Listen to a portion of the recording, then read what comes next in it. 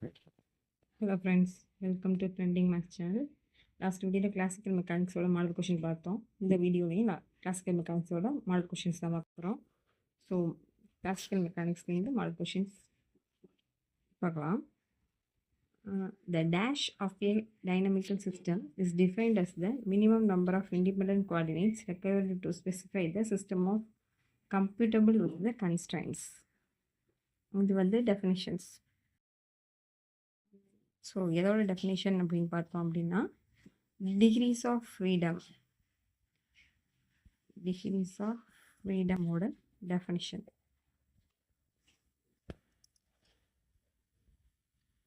ஒரு சிஸ்டமில்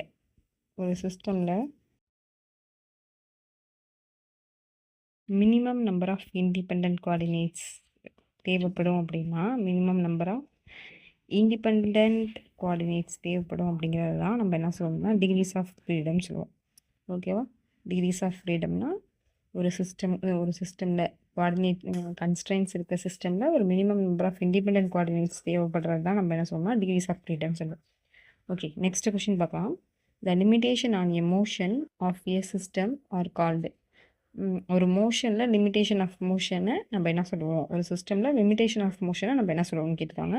limitation of மோஷனை நம்ம என்ன சொல்லுவோம்னா கன்ஸ்ட்ரைன்ஸ் மோஷன்ஸ் அப்படின்னு சொல்லுவோம். ஸோ கன்ஸ்ட்ரைன்ஸ் மோஷன் அப்படின்னு சொல்லுவோம். ஸோ இதோட answer constrained motions. Next question. If the constraints are present in the system of n particle and if the constraints are expressed in the form of equation of the form f of r1 r2 and so on t equal to 0, then they are called.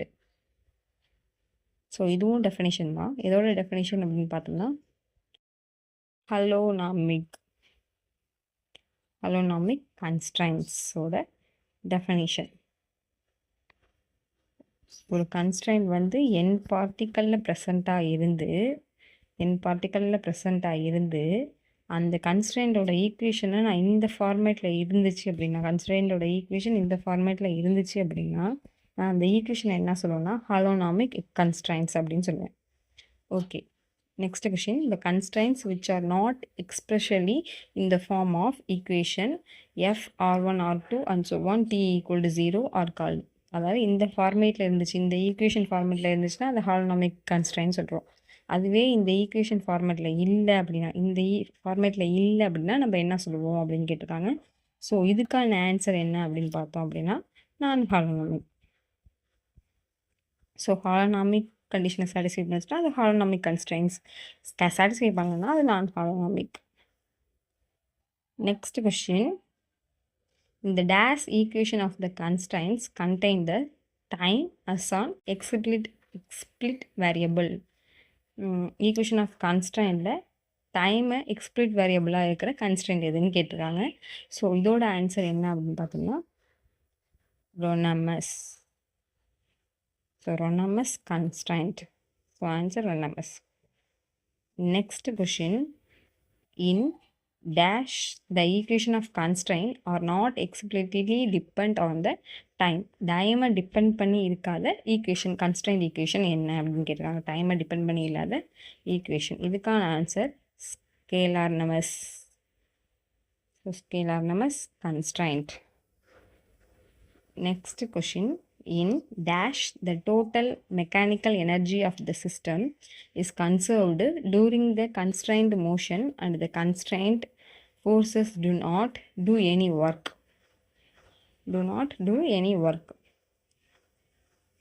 So இதோட answer என்ன அப்படின்னு பார்த்தோம் அப்படின்னா conservative.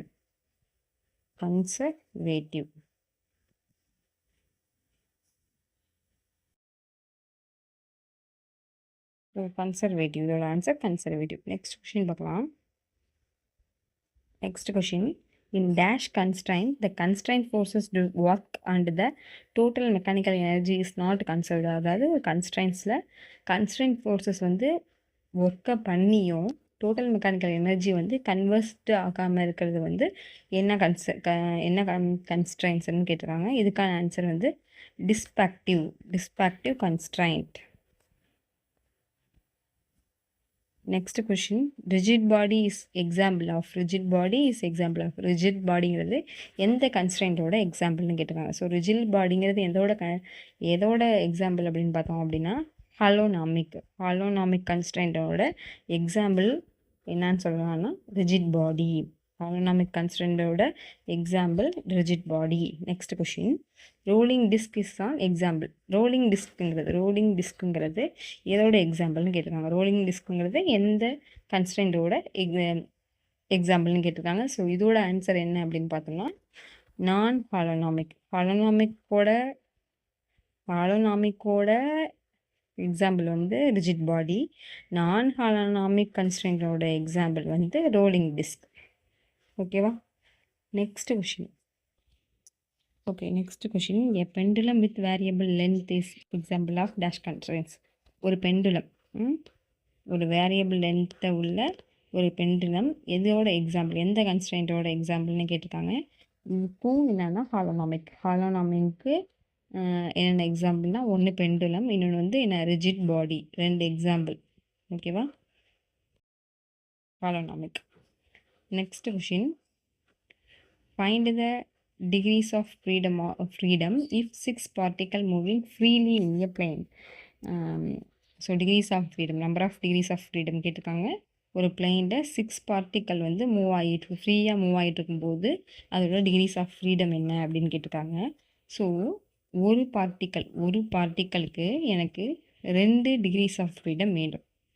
ஓகேவா? ஒரு பார்ட்டிக்கலுக்கு எனக்கு 2 decrease of freedom வேணும். ஓகேவா? ஒரு பார்ட்டிக்கல்னால் எனக்கு 2 டிகிரிஸ் ஆஃப் ஃப்ரீடம். அப்போது இங்கே கொடுத்துருக்கிறது 6 பார்ட்டிக்கல். அப்போ 6 × 2ன்னு சொல்லலாமா? 6 × 2 = 12. அப்போ 12 டிகிரிஸ் ஆஃப் ஃப்ரீடம் நமக்கு ஒரு பிளேனில் 6 பார்ட்டிக்கல் மூவ் ஆகும்போது இருக்கும். So 12, answer 12.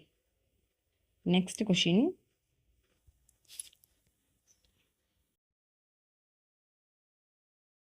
find the number of degrees of freedom of the bell of conical pendulum. So ஒரு டிகிரிஸ் ஆஃப் ஃப்ரீடம் தான் ஃபைன் பண்ண சொல்லியிருக்காங்க. எதில் ஃபைன் பண்ணணும் அப்படின்னு கேட்டால் பெல் ஆஃப் கெலானிக்கல் பெண்டுலமில். ஓகேவா? ஸோ அதில் டிகிரிஸ் ஆஃப் ஃப்ரீடம் நம்ம முன்னாடியே பார்த்தோம். ஒரு பார்ட்டிக்கலுக்கு நமக்கு எத்தனை டிகிரிஸ் ஆஃப் ஃப்ரீடம்? 2. ஒரு பார்ட்டிக்கலுக்கு நமக்கு 2 டிகிரிஸ் ஆஃப் ஃப்ரீடம் இருக்கும். ஓகேவா? டிகிரிஸ் ஆஃப் ஃப்ரீடம் இருக்கும். அப்போது இங்கே எத்தனை பார்ட்டிக்கல்னு சொல்லல, வெறும் பெல் ஆஃப் கெலானிக்கல் பெண்டுலம் தான் சொல்லியிருக்காங்க. அப்போ இது ஒரு பார்ட்டிக்கல் தான். அப்போ ஒரு பார்ட்டிக்கல்ங்கிறப்ப நம்மளோட டிகிரிஸ் ஆஃப் ஃப்ரீடம் 2. ஓகேவா? நெக்ஸ்ட் கொஷின் பார்க்கலாம். Next question, the work done by constraint forces in a rigid body is dash. சரி, the work done by a constraint forces in a rigid body. ஒரு rigid பாடியில் கன்ஸ்ட்ரைண்டோட work done எவ்வளோன்னு கேட்டிருக்காங்க. Rigid பாடியில் நமக்கு constraints in rigid body, constraints in a rigid body நமக்கு எப்படி இருக்கும் அப்படின்னு பார்த்தோம் அப்படின்னா, ரிஜிட் பாடி ஆர் கன்சர்வேட்டிவாக இருக்கும். எப்படி இருக்குன்னா கன்சர்வேட்டிவாக இருக்கும். ஸோ கன்ஸ்ட்ரெயின்ஸ் எல்லாம் கன்சர்வேட்டிவாக இருக்கும்போது நமக்கு அந்த கன்ஸ்ட்ரெயின்ஸோட ஒர்க் டன் என்ன வரும் அப்படின்னு பார்த்தோம் அப்படின்னா 0. So answer 0. Okay, next question பார்க்கலாம். The work done is 0 in the case of an arbitrary virtual displacement of a system from a position of a equilibrium this is. So இது வந்து statement, ஒரு தியரத்தோட statement. எந்த theorem அப்படின்னு பார்த்தோம் அப்படின்னா principal of virtual ஒர்க்கோட statement தான் இந்த கொஷின். ஸோ ஒர்க் டவுன் வந்து 0 எதில் அப்படின்னா case of arbitrary virtual displacement of a system from position of equilibrium.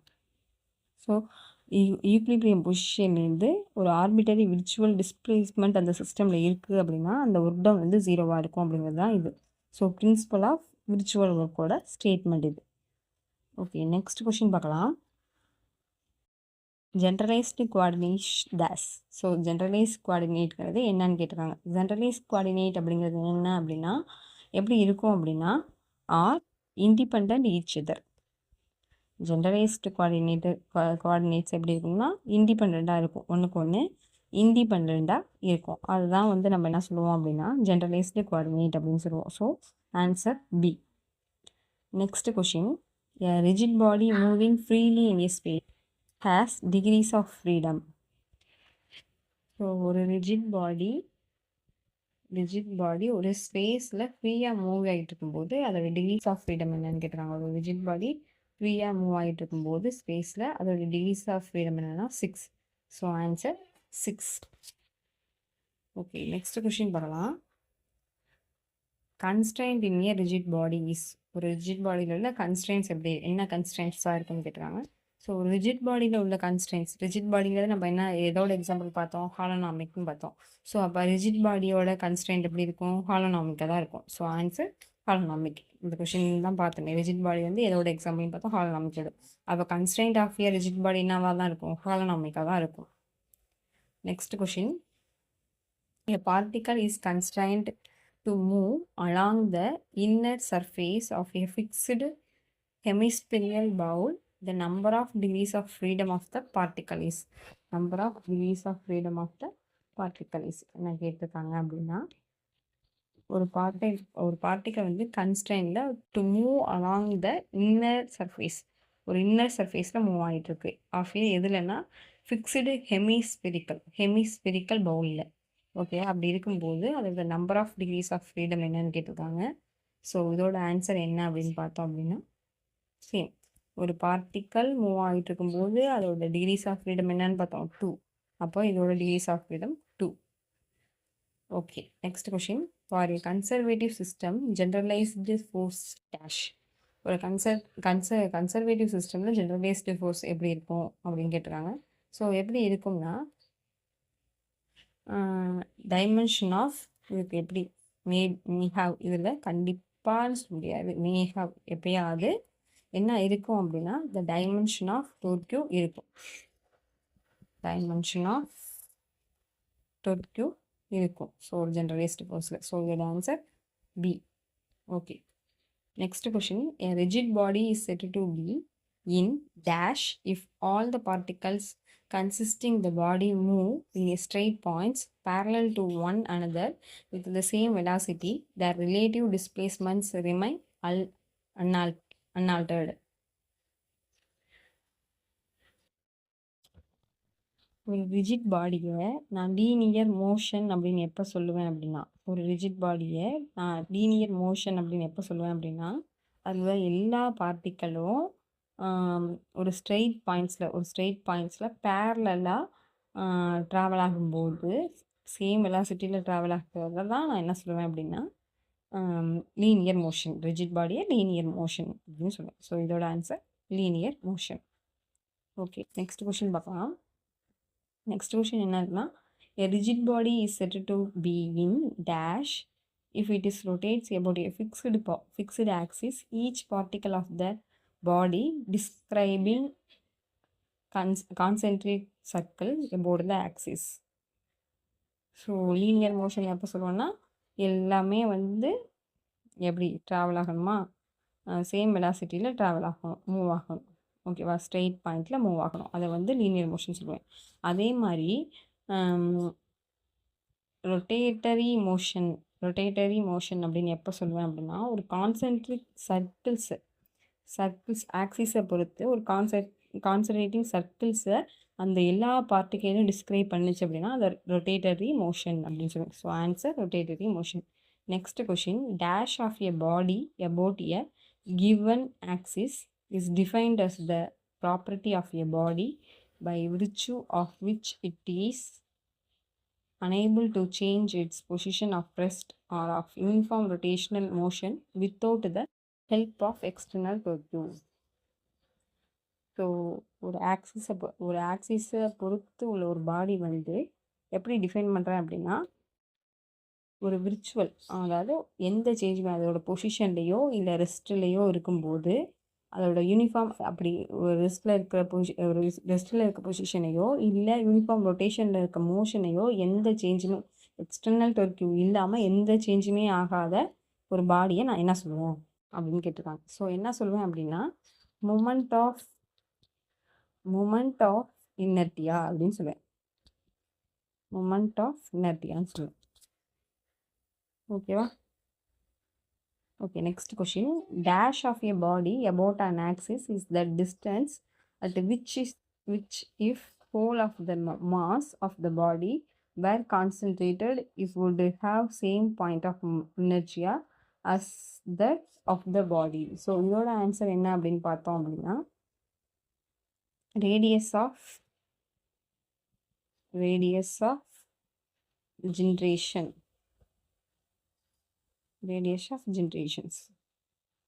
ஓகேவா? Next question. For a system described by a set of generalized coordinate qk's and generalized velocities qk's may define the generalized momentum corresponding to the generalized coordinate qk as pk equal to tau L divided by tau qk. This is called. So இதை என்ன சொல்லுவோம், ஒரு system வந்து நான் describe பண்ணுறேன். எப்படி describe பண்ணுறேன் அப்படின்னா, செட் ஆஃப் ஜென்ரலைஸ்டு கோஆர்டினேட்ஸ், ஒரு 2Ksங்கிற ஒரு செட் ஆஃப் ஜென்ரலைஸ்ட் கோஆர்டினேட்ஸ் எடுத்துக்கிறேன். அதோட வெலாசிட்டிஸ் எப்படி இருக்கும் அப்படின்னு பார்த்தேன் அப்படின்னா, எப்படி டிஃபைன் பண்ணிக்கிறேன் அப்படின்னா, p k equal to doe L divided by doe கியூகேன்னு டிஃபைன் பண்ணிக்கிறேன். இப்படி இருக்கிறதா நான் என்ன சொல்லுவேன் அப்படின்னு கேட்டிருக்காங்க. ஸோ இதோட ஆன்சர் என்ன பார்த்தேன் அப்படின்னா, காஞ்சுகேட்டிவ் மொமெண்டம். ஸோ நான் டிஸ்கிரைப் பண்ணி வச்சுருக்கத என்ன சொல்லலாம் அப்படின்னு பார்த்தோம் அப்படின்னா, காஞ்சுகேட்டிவ் மொமெண்டம் அப்படின்னு சொல்லலாம். ஸோ 25 கொஷின் தான் இப்போயும் ப்ரிப்பேர் பண்ணி வச்சுருக்கேன். ஸோ நெக்ஸ்ட்டு கிளாஸில் நெக்ஸ்ட்டு வீடியோவில் நான் பேலன்ஸில் ஒரு 25 கொஷின் போடுறேன். கண்டினியூஸாக வீடியோ பாருங்கள், உங்கள் ஃப்ரெண்ட்ஸுக்கும் ரெஃபர் பண்ணுங்கள், சேனலை சப்ஸ்கிரைப் பண்ணி வச்சுருங்க. ஸோ கண்டிப்பாக கண்டினியூஸாக எக்ஸாம் முடிகிற வரைக்கும் நிறையா கொஷின்ஸ் ப்ரிப்பேர் பண்ணி போடுறேன். ஸோ நல்லா ப்ரிப்பேர் பண்ணுங்கள். பிஜிடிஆர்பி எக்ஸாம் எழுதுகிற எல்லாருமே கண்டிப்பாக ஹோஸ்டிங் போவீங்க. என்னோட all the best. Thank you for வாட்சிங். தேங்க்யூ. சேனலை உங்கள் ஃப்ரெண்ட்ஸுக்கு ரெஃபர் பண்ணுங்கள்.